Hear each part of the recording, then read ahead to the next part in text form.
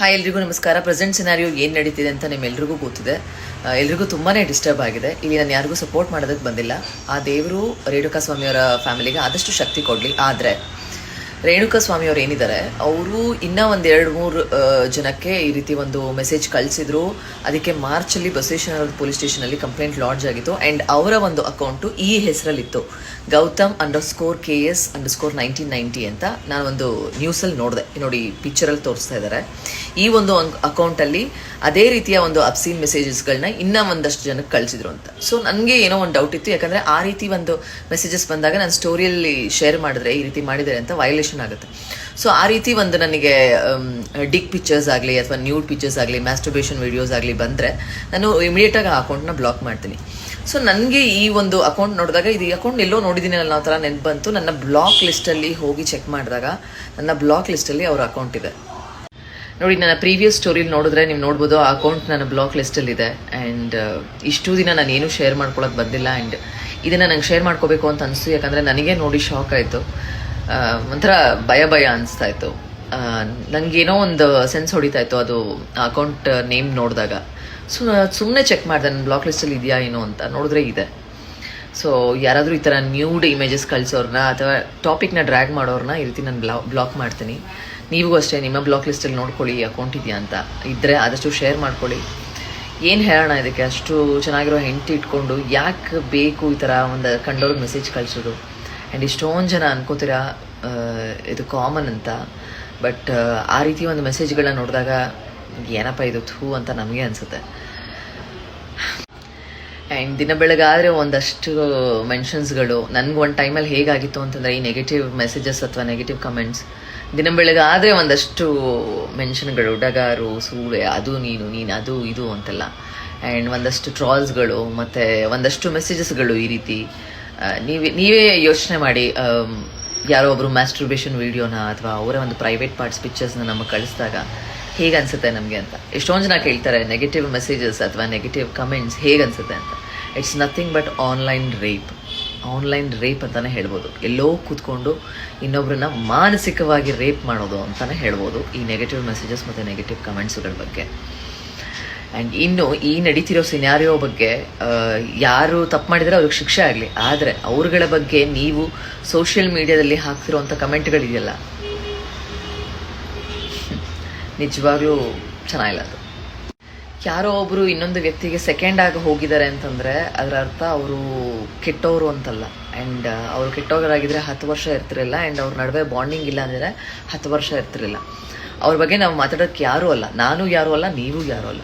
Because ಈಗ ಏನೇನು comment ಹಾಕ್ತಾ ಇದ್ದೀರಾ ಸೋಷಿಯಲ್ ಮೀಡಿಯಾದಲ್ಲಿ ಕೆಲವು ಹೆಂಗಸರುಗಳು ಮತ್ತು ಗಂಡಸರುಗಳು ಎಲ್ಲ, ಅವ್ರನ್ನೆಲ್ಲ ಬೈಕೊಂಡು ಹಾಕ್ತಾ ಇದ್ದೀರಾ. ಜಸ್ಟ್ ಥಿಂಕ್ ಮಾಡಿ, ಅವರ ಒಂದು ಮಗಳು ಅಥವಾ ಅವರ ಒಂದು ಮಗ ಆ ರೀತಿಯ ಒಂದು ಕಮೆಂಟ್ಸ್ಗಳನ್ನ ಸ್ಕ್ರಾಲ್ ಮಾಡ್ತಿರ್ಬೇಕಾದ್ರೆ, ನಮ್ಮ ತಾಯಿಗೆ ಈ ರೀತಿ ಒಂದು ಕಮೆಂಟ್ ಬಂದಿದೆ ಅಥವಾ ನಮ್ಮ ಡ್ಯಾಡಿಗೆ ಈ ಥರ ಕಮೆಂಟ್ ಬಂದಿದೆ ಅಂದಾಗ ಆ ಒಂದು ಎಳೆ ಮನಸ್ಸುಗಳಿಗೆ ಯಾವ ರೀತಿ ಬೇಜಾರಾಗುತ್ತೆ. ಆ್ಯಂಡ್ ತುಂಬ ಸೆನ್ಸಿಟಿವ್ ಇರ್ತಾರೆ ಅವರು.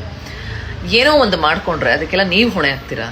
ಇಲ್ಲ ಅಲ್ವಾ? ಯಾಕೆ ಇನ್ನೊಬ್ರು ಸುದ್ದಿ ಇವಾಗಲಾದರೂ ಕಮೆಂಟ್ ಮಾಡೋದು ಬಿಡಿ. ಯಾಕೆ ಈ ವಿಷಯದ ಬಗ್ಗೆನೂ ಅವಳಿಗೆ ಬೈಕೊಂಡು ಕಮೆಂಟ್ ಮಾಡ್ತೀರಾ? ನಿಮ್ಗೆ ಹೇಗೆ ಗೊತ್ತು ಅವಳು ಹೇಗೆ ಏನು ಅಂತ, ಆ್ಯಂಡ್ ಅವ್ರು ಹೇಗೆ ಏನು ಅಂತ?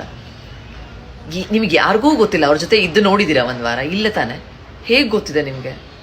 ಆ್ಯಂಡ್ ನಿಮ್ಮ ಅಕೌಂಟ್ಗಳನ್ನ ಪ್ರೈವೇಟ್ ಇಟ್ಕೊಂಡಿರ್ತೀರಾ, 0 ಪೋಸ್ಟ್ಗಳನ್ನ ಮಾಡ್ಕೊಂಡಿರ್ತೀರಾ. ನಿಮ್ಮನ್ನು ಒಂದು ಕಮೆಂಟಲ್ಲೂ ಕೂಡ ಮೆನ್ಷನ್ ಮಾಡೋಕ್ಕಾಗಲ್ಲ. ನೀವು ಬಂದು ಇನ್ನೊಬ್ರು ಪರ್ಸ್ನಲ್ ಲೈಫ್ ಬಗ್ಗೆ ಪಬ್ಲಿಕ್ಕಲ್ಲಿ ಮಾತಾಡ್ತೀರಾ. ಎಷ್ಟು ಚಂದ ಅದು. ನಿಮಗೆ ಮೆಚ್ಯೂರಿಟಿ ಅಂತ ಅನ್ಸುತ್ತಾ? ನೀವು ಮೆಚ್ಯೂರ್ಡ್ ಆಡಿಯನ್ಸ್ ಆದರೆ ಪಬ್ಲಿಕಲ್ಲಿ ಮಾತಾಡಬೇಡಿ ಬೇರೆಯವರ ಪರ್ಸ್ನಲ್ ಬಗ್ಗೆ. Who are you to judge ಹರ್?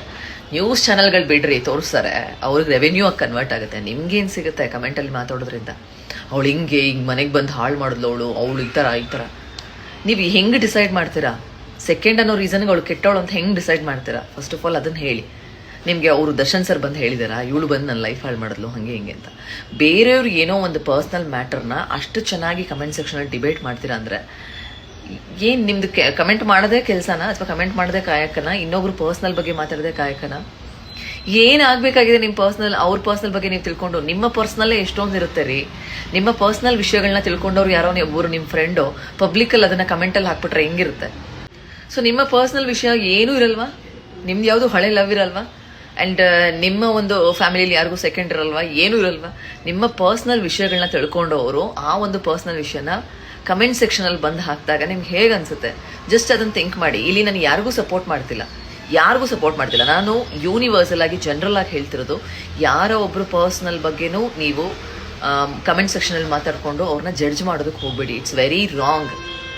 ಒಂದು ಸಿಟಿಸನ್ ಆಗಿ ನೀವು ಕರೆಕ್ಟಾಗಿ ಇರಬೇಕು ಅಂತಂದರೆ ನಮ್ಗೇನಕ್ಕೆ ನಿಮ್ಮ ಜೀವನ ನೀವು ನೋಡ್ಕೊಳ್ಳಿ. ಅವ್ರ ಪಾಡಿಗೆ ಅವ್ರದ್ದು ಏನೋ ಮಾಡಿದಾರಾ, ಅದಕ್ಕೆ ತಪ್ಪಾಗುತ್ತೆ, ಶಿಕ್ಷೆ ಆಗುತ್ತೆ, ಆಚೆ ಬರ್ತಾರೆ, ಜೀವನ ಮಾಡ್ಕೊಂಡು ಹೋಗ್ತಾರೆ. ಅವ್ರ ಮಕ್ಕಳುಗಳ ಬಗ್ಗೆ ಚಿಂತೆ ಮಾಡಿ.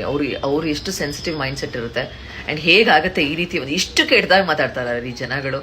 ಇಂಥ ಜನಗಳ ನಡುವೆ ಬದುಕ್ತಿದ್ವಿ ಅಂತ ಅಸಹ್ಯ ಆಗುತ್ತೆ. ತುಂಬ ದಿನದಿಂದ ನಾನು ಮಾತಾಡ್ಬೇಕು ಅನ್ಕೊಂಡಿದ್ದೆ, ಬಟ್ ಈ ಒಂದು ಅಕೌಂಟ್ ವಿಷಯನ ಹೇಳೋದಕ್ಕೆ ನಾನು ಇವತ್ತು ಬಂದೆ. ನೋಡಿ, ನನ್ನ ಬ್ಲಾಕ್ ಲಿಸ್ಟಲ್ಲೂ ಆ ಒಂದು ಅಕೌಂಟ್ ಇದೆ. ಇಲ್ಲಿ ನಾನು ಏನೂ ಹೇಳೋಕ್ಕೆ ಅಥವಾ ಸಪೋರ್ಟ್ ಮಾಡೋಕ್ಕೆ ಬಂದಿಲ್ಲ, ಬಟ್ ನನ್ನ ಬ್ಲಾಕ್ ಲಿಸ್ಟಲ್ಲೂ ಅಕೌಂಟ್ ಇದೆ ಅಂತಂದರೆ ಅರ್ಥ ಅದು ನ್ಯೂಡಿಟಿ ಕಳಿಸಿರೋದಕ್ಕೆ ನಾನು ಬ್ಲಾಕ್ ಮಾಡಿರ್ತೀನಿ ಅಂತ ಅರ್ಥ. ಬೈ ಚಾನ್ಸ್ ಏನಾದರೂ ನನ್ನ ಹತ್ರ ಮೆಸೇಜಸ್ ಇದ್ದಿದ್ರೆ ರಿಕವರ್ ಮಾಡೋಕ್ಕೆ ಸಾಧ್ಯ ಆದರೆ ಮಾಡ್ಬೋದಿತ್ತು, ಬಟ್ ಅದು ಹೇಗೆ ಅಂತಲೂ ನಂಗೆ ಗೊತ್ತಿಲ್ಲ. ಆಬ್ವಿಯಸ್ಲಿ ಏನೂ ಮೆಸೇಜಸ್ ಸೆಂಡ್ ಮಾಡಿದೆ ಅಥವಾ ಏನೂ ಒಂದು ನ್ಯೂಡಿಟಿ ಆ ಥರ ಏನೂ ಸೆಂಡ್ ಮಾಡಿದೆ ಅದನ್ನು ನಾನು ಬ್ಲಾಕ್ ಮಾಡಿರಲ್ಲ. ಏನಾದರೂ ಒಂದು ಸೆಂಡ್ ಆಗಿದ್ದರೆ ಆ ಅಕೌಂಟಿಂದ ಮಾತ್ರ ಬ್ಲಾಕ್ ಮಾಡಿರ್ತೀನಿ. ಸೊ ಇವಾಗ ನನ್ನ ಬ್ಲಾಕ್ ಲಿಸ್ಟಲ್ಲಿ ನೋಡ್ಬಿಟ್ಟು ನನಗೆ ಶಾಕ್ ಆಯಿತು, ಈ ಒಂದು ಅಕೌಂಟ್ ನನ್ನ ಬ್ಲಾಕ್ ಲಿಸ್ಟಲ್ಲೂ ಇದೆಯಲ್ಲ ಅಂತ. ಸೊ ಬೇರೆ ನೇಮ್ಗಳನ್ನ ಕ್ರಿಯೇಟ್ ಮಾಡ್ಕೊಂಡ್ರೆ ಅವರು ಹೊಸ ಅಕೌಂಟ್ ಕ್ರಿಯೇಟ್ ಮಾಡ್ತಿದ್ರಂತೆ. ಬೇಡ.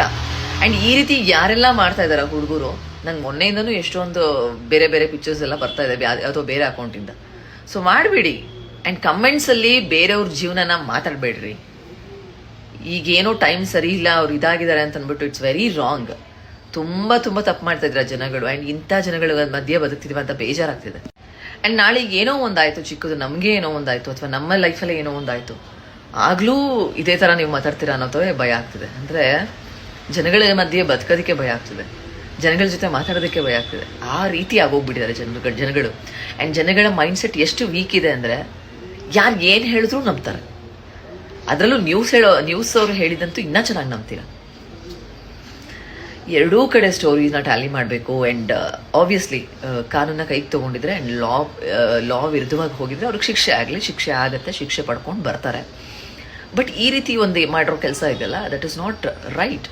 ಇದೇ ಒಂದು ಸೀನು ಅಥವಾ ಸಿನಾರಿಯೋ ಸಿನಿಮಾದಲ್ಲಾಗಿದ್ರೆ ಶಿಳ್ಳೆ ಹೊಡಿತಿದ್ರಿ, ಬಟ್ ಇಲ್ಲಿ ಆಗೋಗಿದೆ. ತಪ್ಪಾಗಿದ್ರೆ ಶಿಕ್ಷೆ ಆಗುತ್ತೆ. ಅದಕ್ಕೆ ನೀವು ಅವರ ಒಂದು ಪರ್ಸ್ನಲ್ ಮ್ಯಾಟ್ರು ಪವಿತ್ರಗಳ ಬಗ್ಗೆ ಎಷ್ಟೆಲ್ಲ ಕೆಟ್ಟದಾಗಿ ಮಾತಾಡಿದ್ದಾರೆ. It's very wrong. ನಿಮಗೆ ನೀವು ಒಳ್ಳೆ ಸಿಟಿಸನ್ ಆಗಬೇಕು ಅಂದರೆ ಹಾಗೆ ಮಾಡಬೇಡಿ. ಆ್ಯಂಡ್ ನಿಮ್ಮೆಲ್ರಿಗೂ ಗೊತ್ತಿರೋ ಥರ ನಾನು ಈಸಿಯಾಗಿ ಯಾರನ್ನೂ ಬ್ಲಾಕ್ ಮಾಡಲ್ಲ. ಲೈಕ್ ಅವ್ರನ್ನ ಸ್ಟೋರಿಯಲ್ಲಿ ಎಕ್ಸ್ಪೋಸ್ ಮಾಡ್ತೀನಿ, ಇಲ್ಲ ಅವರೇ ಒಂದು ಸಾರಿ ಕೇಳೋ ಥರ ಮಾಡಿರ್ತೀನಿ, ಸ್ಟೋರಿಯಲ್ಲಿ ಹಾಕೊಂಡು ರುಬ್ಬಿರ್ತೀನಿ, ಏನೋ ಒಂದು ಮಾಡಿರ್ತೀನಿ. ಬಟ್ ಅದು ಅಕೌಂಟ್ ಬ್ಲಾಕ್ ಮಾಡಿದ್ದೀನಿ ಅಂತಂದರೆ ಡೆಫಿನೆಟ್ಲಿ ನನಗೆ ಇರಿಟೇಟ್ ಆಗ್ಬಿಟ್ಟು ಬ್ಲಾಕ್ ಮಾಡಿರ್ತೀನಿ, ಡೆಫಿನೆಟ್ಲಿ. ಆ್ಯಂಡ್ ಈ ರೀತಿ ಒಂದು ನ್ಯೂಡಿಟಿ ಕಳಿಸಿದಾಗ ಬ್ಲಾಕ್ ಮಾಡಿರ್ತೀನಿ, ಅದನ್ನು ಅವ್ರು ಸ್ಟಾಪ್ ಮಾಡದೇ ಇದ್ದಾಗ ಕಂಟಿನ್ಯೂಸ್ ಆಗಿ ಕಳಿಸಿದಾಗ ಬ್ಲಾಕ್ ಮಾಡಿರ್ತೀನಿ. ಸೊ ಬಟ್ ನಂಗೆ ನೆನಪಾಗ್ತಿಲ್ಲ ಏನು ಬಂದಿತ್ತು ಆ ಅಕೌಂಟಿಂದ ಮೆಸೇಜಸ್ ಅಥವಾ ಯಾವತ್ತು ಬ್ಲಾಕ್ ಮಾಡಿದ್ದೀನಿ ಅನ್ನೋದು ನೆನಪಾಗ್ತಿಲ್ಲ. ಇನ್ನು ಸ್ಟೋರಿಯಲ್ಲಿ ನಾನು ಚೆಕ್ ಮಾಡಿದೆ, ಸ್ಟೋರಿ ಹೈಲೈಟ್ಸಲ್ಲಿ ಏನಾದರೂ ಹಾಕಿದ್ದೀನಿ ಈ ಅಕೌಂಟ್ ಬಗ್ಗೆ ಅಂತಂದ್ಬಿಟ್ಟು ಎಲ್ಲೂ ಸಿಕ್ಕಿಲ್ಲ ನನಗೆ. ಸೊ ಹಾಕಿಲ್ಲ ಅಂತಂದರೆ ಡೆಫಿನೆಟ್ ಆಗಿ ನ್ಯೂಡಿಟಿನೇ ಇರುತ್ತೆ. ನ್ಯೂಡಿಟಿ ಹಾಕೋಕ್ಕೆ ಹೋಗಲ್ಲ ನನ್ನ ಸ್ಟೋರಿಲಿ, ಯಾಕಂದರೆ ವೈಲೇಷನ್ ಆಗಿಬಿಡುತ್ತೆ ನಮ್ಮ ಅಕೌಂಟಿಗೆ ಅಂತ. ನ್ಯೂಡಿಟಿ ಪಿಕ್ಚರ್ಸ್ ಏನಾದರೂ ಸೆಂಡ್ ಆಗಿದ್ರೆ ನಾನು ಅದನ್ನು ಹಾಕಲ್ಲ. ಸೊ ಡೆಫಿನೆಟ್ಲಿ ಏನೋ ಒಂದು ಇರಿಟೇಟ್ ಆಗಿ ನಾನು ಬ್ಲಾಕ್ ಮಾಡಿರ್ತೀನಿ. ನನಗೆ ಶಾಕ್ ಆಗ್ತಿದೆ ನೋಡಿಬಿಟ್ಟು. ಆದಷ್ಟು ಬೇಗ ಈ ವಿಷಯಗಳೆಲ್ಲ ಕ್ಲಿಯರ್ ಆಗಲಿ. ಆ್ಯಂಡ್ ಈಗ ಜನ ಹೇಗಾಗಿದ್ದಾರೆ ಅಂತಂದರೆ ನಾವು ಏನೇ ಮಾತಾಡಿದ್ರು ಅದಕ್ಕೆ ಜಡ್ಜ್ ಮಾಡೋ ಥರ ಆಗಿಬಿಟ್ಟಿದ್ದಾರೆ. ಬಟ್ ಈ ವಿಷಯ ನಾನು ಶೇರ್ ಮಾಡಬೇಕಿತ್ತು, ಇಟ್ಸ್ ನೀಡೆಡ್ ಅಂತ ಅನಿಸ್ತು. ವೈ? ಬಿಕಾಸ್ ಡೆಫಿನೆಟ್ ಆಗಿ ನನ್ನ ಬ್ಲಾಕ್ ಲಿಸ್ಟಲ್ಲಿ ಇದೆ ಅಂತಂದರೆ it's not a correct account ಅಂತ. ಸೊ ನಿಮ್ಮ ಬ್ಲಾಕ್ ಲಿಸ್ಟ್ಗಳನ್ನ ಚೆಕ್ ಮಾಡ್ಕೊಳ್ಳಿ, ನಿಮ್ಮ ಬ್ಲಾಕ್ ಲಿಸ್ಟಲ್ಲೂ ಈ ಅಕೌಂಟ್ ಇದೆಯಾ ಅಂತ. And I wish cyber crime ಅವರು ಇಂಟ್ರೆಸ್ಟ್ ತೊಗೊಂಡು ಈ ಒಂದು ಅವರ ಒಂದು ಜಿಮೇಲ್ ಐ ಡಿಯಿಂದ ಎಷ್ಟು ಅಕೌಂಟ್ ಕ್ರಿಯೇಟ್ ಆಗಿತ್ತು ಆ್ಯಂಡ್ ಯಾವ ಅಕೌಂಟಿಂದ ಯಾರ್ಯಾರಿಗೆಲ್ಲ ಮೆಸೇಜ್ ಹೋಗಿದೆ, I think they can take it out. ನಾನಿಲ್ಲಿ ಯಾರನ್ನೂ ಸಪೋರ್ಟ್ ಮಾಡ್ತಿಲ್ಲ, ಆದರೆ ಇಲ್ಲಿ ನನಗೆ ಬರೀ ಒನ್ ಸೈಡ್ ಸ್ಟೋರಿ ಮಾತ್ರ ಅರ್ಥ ಆಗ್ತಾ ಇದೆ.